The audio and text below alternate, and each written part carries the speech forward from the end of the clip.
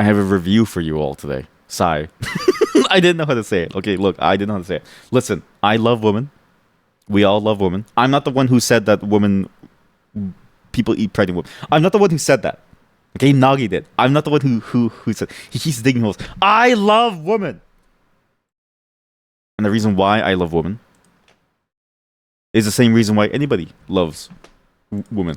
Okay, that was a terrible intro to this. Look, I'm going to give you a review of an anime that my wife and I started watching. Yeah, you bet that I like eating them. Can we please stop talking about eating women?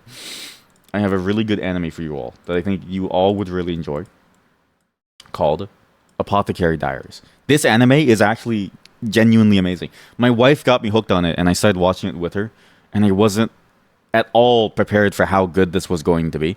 This is a really good anime. You watched it too? Yes, it's so good. And what's funny is that I didn't realize that it was a light novel as well as a manga beforehand. Like I thought to myself, okay, well maybe it's just an anime thing. But I think what they've done with it in the anime adaptation, considering what I've read about the story, is very, very good. And this anime, if you don't know, is an anime about China.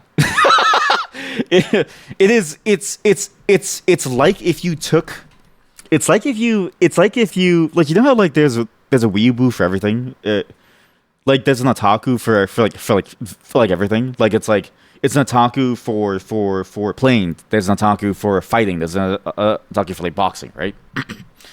This is as if you had a person in Japan who was an otaku for China. And it was like, I'm gonna make a story about China, but also was an otaku for women. I don't even know how to explain this. Okay, it's one of the few animes that I've seen that handles the topic of like a woman in a story very well. I was very surprised at how sort of like in depth all the characters were, and weren't just sort of like, and that they weren't just archetypes or like caricatures of like people. Like both the men and the women in the show are written so well that I'm like, I feel like this person is one of the best writers out there in terms of the depth of their characterization. This is in spite of the fact that this show isn't perfect and has problems, right? Character development in my anime? No, thank you. Yeah, exactly. Like, I mean, to be fair, it's like if you're into Naruto, you probably won't be into this. But at the same time, if you're into Naruto and then you watch the movie, you might be into this. Well, we do Scribblio today. Mods ban him. +2. Does it make you cry? It does make you cry. Most anime is from manga, and most manga is from novels. Yeah, which I had no clue about. I only learned more of when I actually looked deeper into this one. So far, I've only watched season 1 and half of season 2, roughly.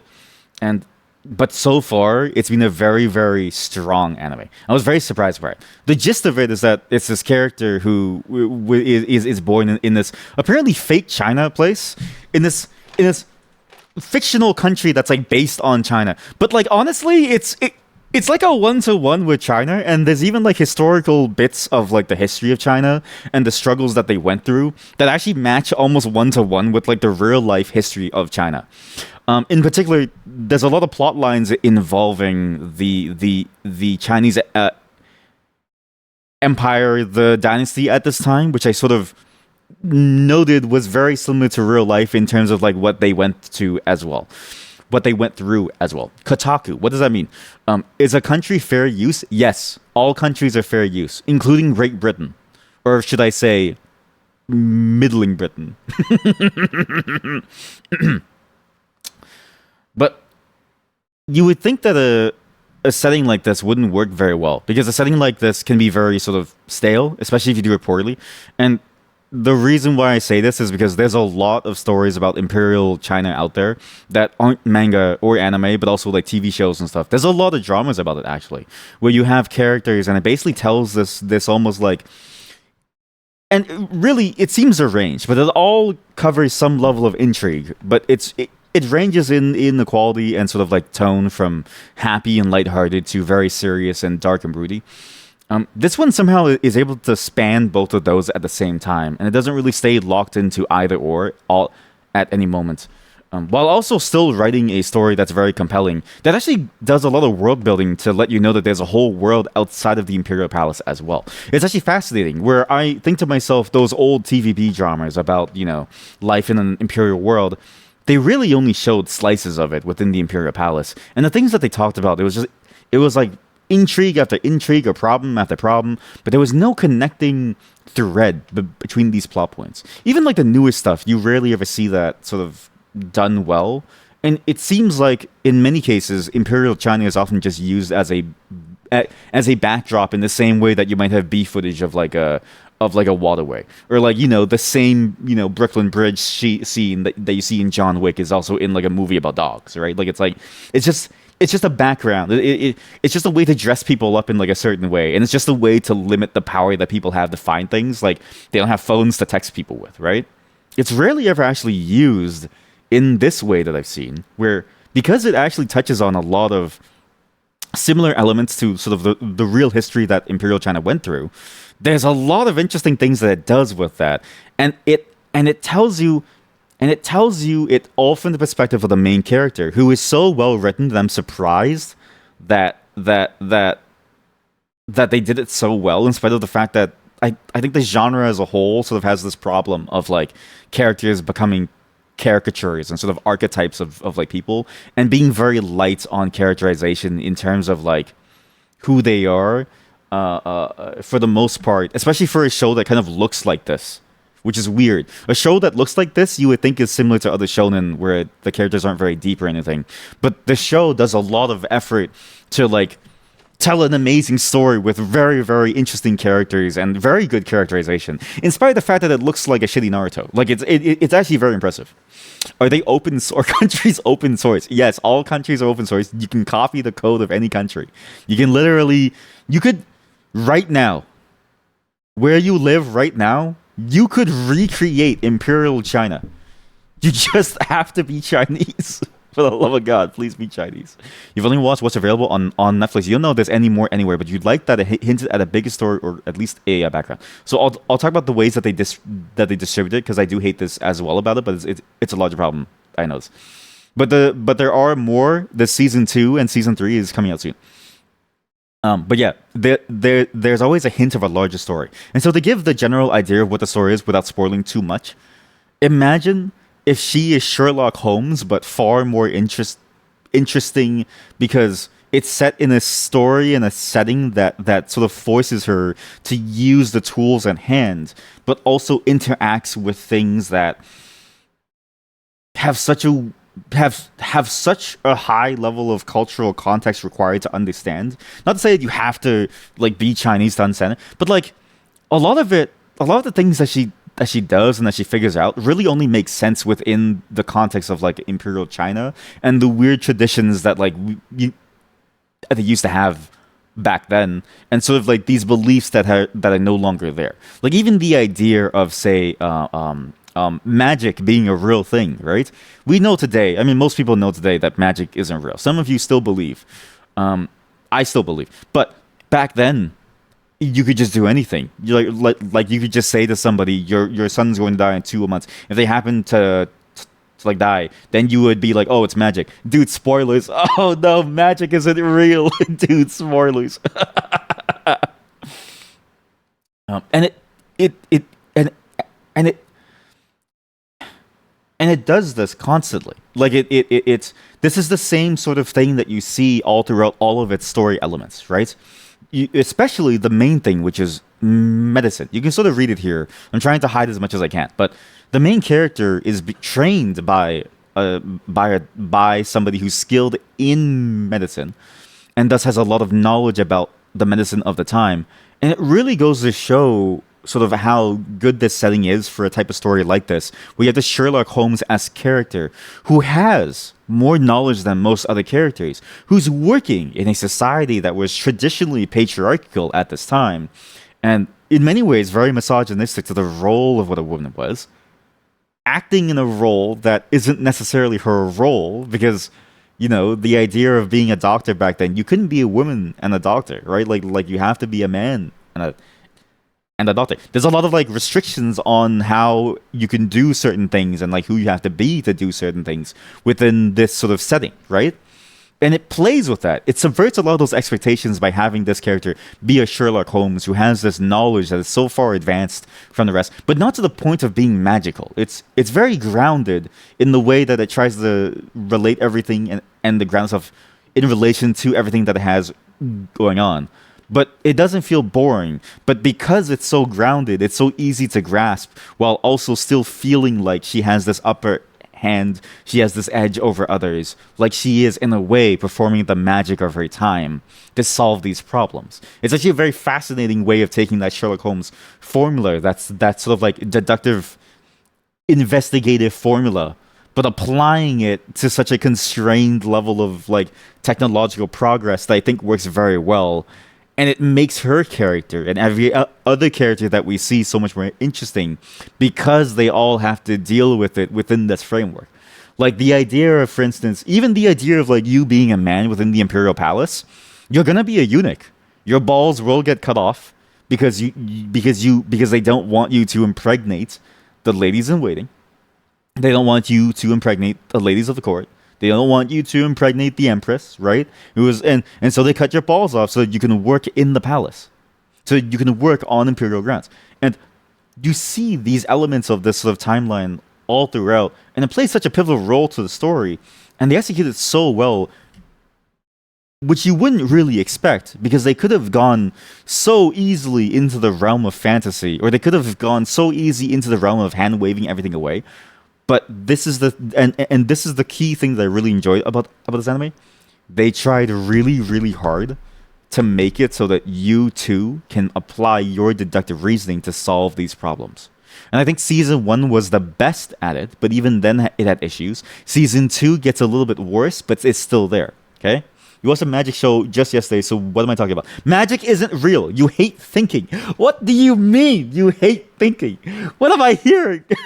Magic is real and thinking sucks, and it sounds like a good time. Sounds like a good time. You hate thinking. Well, if you hate thinking, you'll hate this show. And although maybe you might like it because it's sort of the pain points of this show is that while this game, so used to talk about games.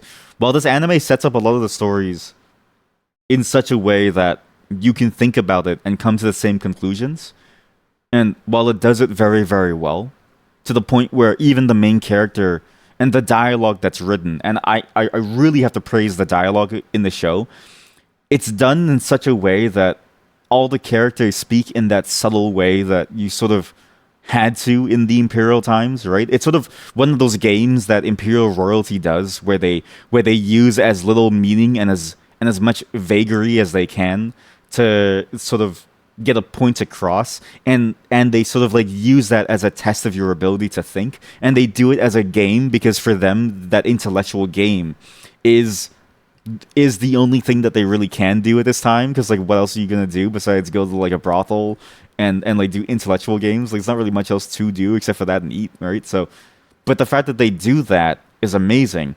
And yet, this is my pain point of the show, is that in spite of the fact that it does this very well, and it allows you to think about these things, at some point, the show keeps getting afraid of like leaning heavily into its investigative, deductive side, where everything is very sort of subtle, and like things are sort of barely said, but every word is so packed with meaning, only for the main characters within the show, which is her and a couple of other characters, to just outright say what it is that's happening.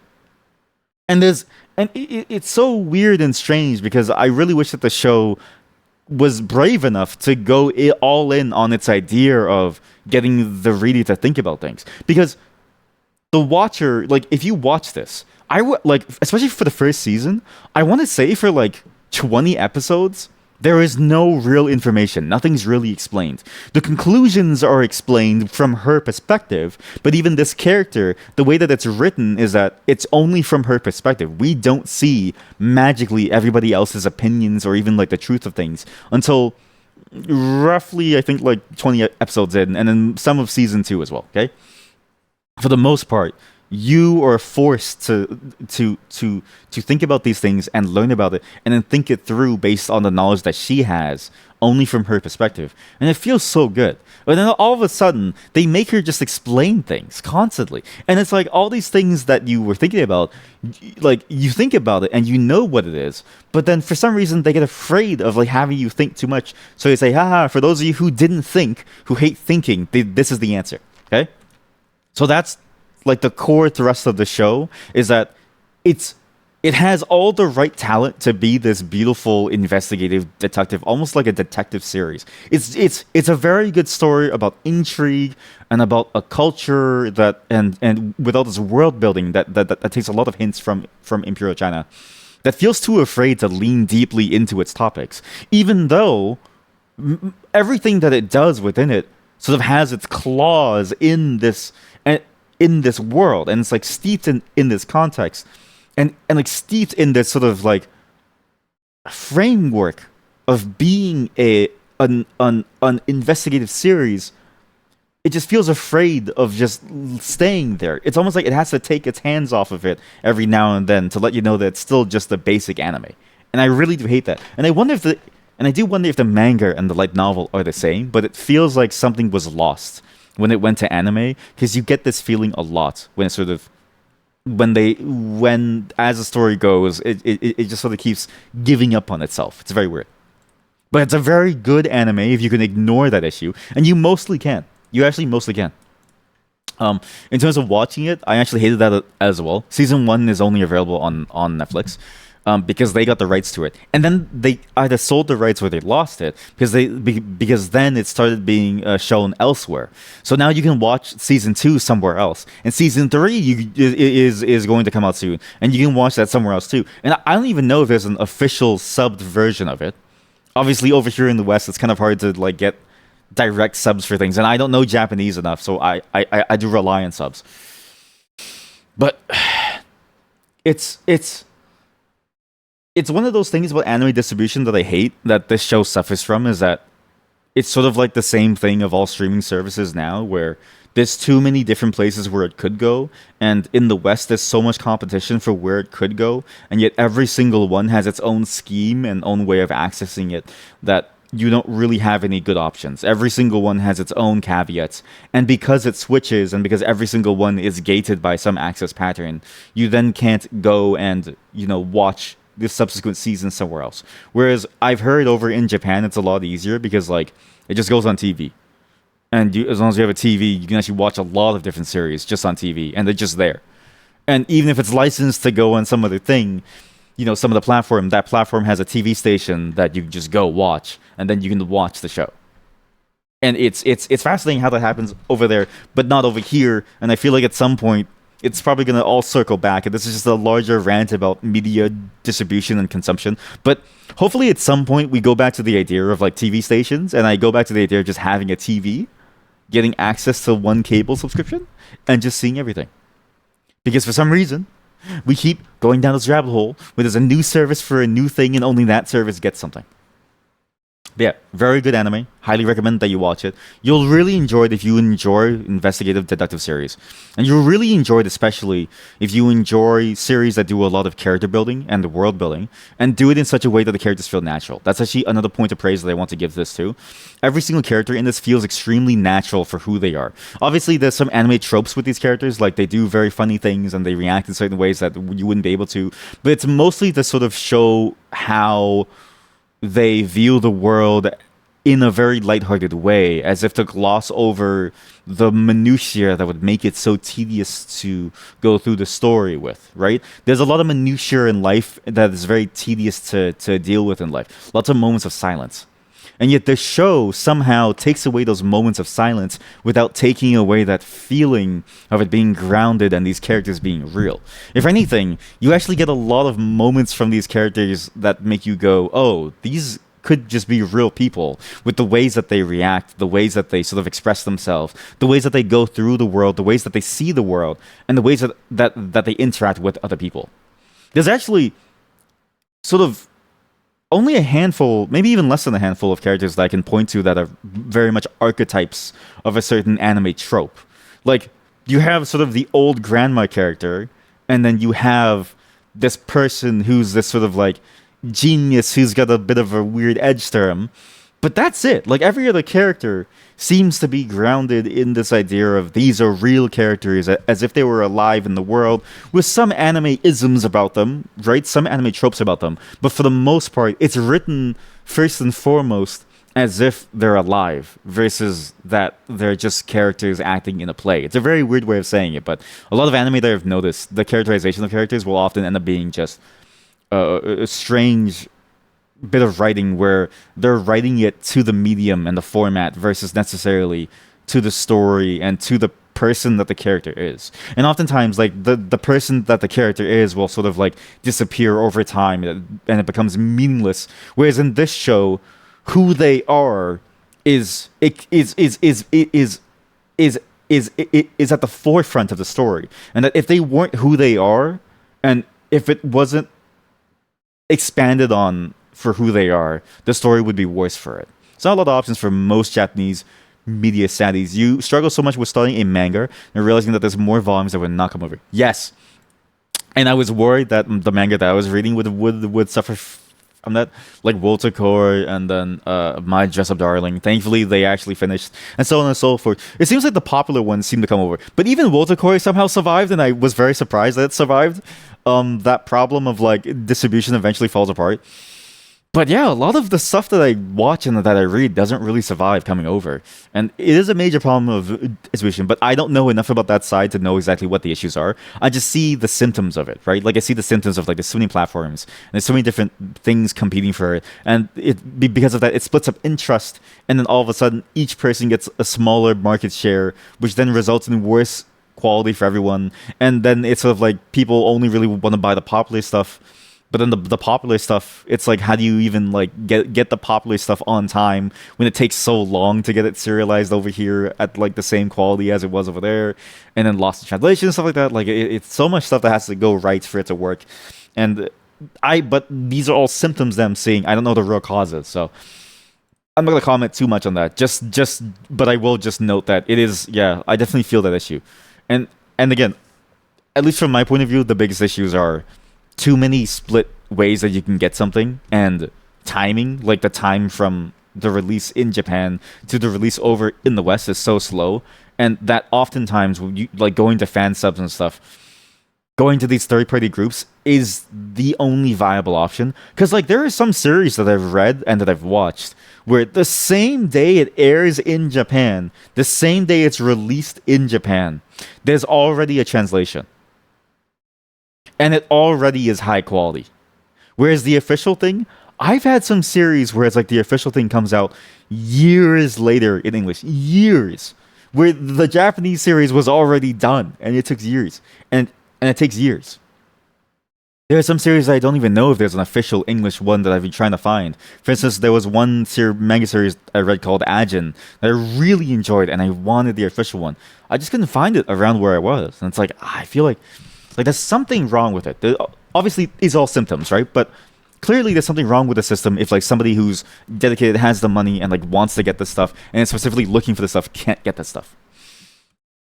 To the seas! To the seas! But yeah, if you can, don't do the seas too much. Sometimes that's the only option. But if you're going to do it for this series, I think this series is going to be one of your favorites if you enjoy that type of story. But again, it's the flaws are there. It's not a perfect series, right? Sometimes it gets too afraid of what it's created. Sometimes it gets too afraid of telling the story that it seems to want to tell. But for the most part, it executes so well on its elements, and executes even beyond sort of what you typically expect from an anime, that I would argue that this is a really, really solid show that you should watch, and that I think can give you a lot that other shows don't in terms of how immersive and how engaging it is. It's actually very impressive how, in many ways, despite the fact that this show has basically zero action scenes, basically zero, I feel as engaged with it as I did it as a child watching Naruto or Dragon Ball with all those action scenes. Like that's how good it is in terms of being able to like draw you in and like keep you hooked all the way through. And if you've seen season 1, go find season 2. It's on different sources, the different places that you can watch it, as I mentioned. absolutely worth it to start watching. I'm only halfway through, and it has more issues than season one, but it still carries that same thread, that same core that I think makes the series so compelling. And that's my review of this. Also, sorry, I didn't see the magician line. You watched the magician yesterday in person. You went to university with him. Is it Joe Magician? Nej. Sorry to say it, magic isn't real. And this is what you need to watch to break yourself out of that belief that magic is real. This is China, motherfucker. This is China. All right? We don't have magic in China. We got other things. Actually, what do you have in China? You have a lot of things. You got food, you have people, you have places to see. So China is magic? Yeah, let's go with that. China is magic. Sorcery in China. Football in China? What the fuck? Well, why did that pop up? Wait, chat, if you search sorcery in China, look. It says football in China. Wait, that's amazing. What if you search up magic in China? You get music of China. Recurring elements in the Final Fantasy series. Holy shit. Chat, the autocomplete is actually genuinely funny. Food in China. Chilean cuisine. This is the worst search system I've ever used in my entire life. Oh god, I got hiccups. You're wrong.